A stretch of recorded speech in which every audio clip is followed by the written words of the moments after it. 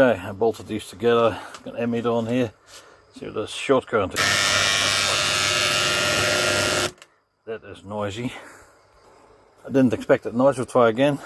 It vibrates itself off the desk. Pulled the line tap off and it just burned my hands on it.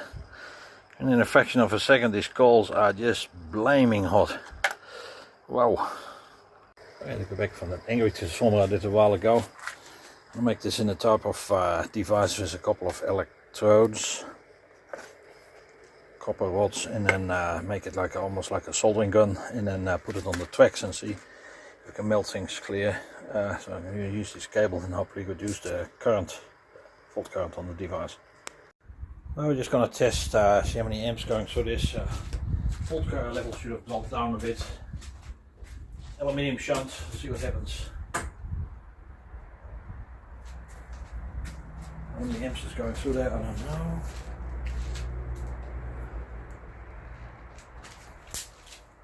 Oh, it melted away, this aluminium. That was quick, 400 something, the energized device.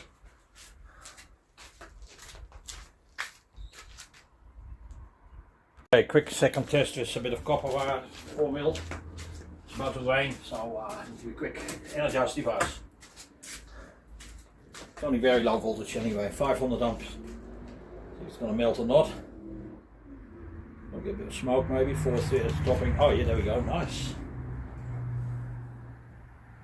That looks good. Ooh, love it. Nice emitting. Glowing red hot. 340 amps. See if it's going to fail or not.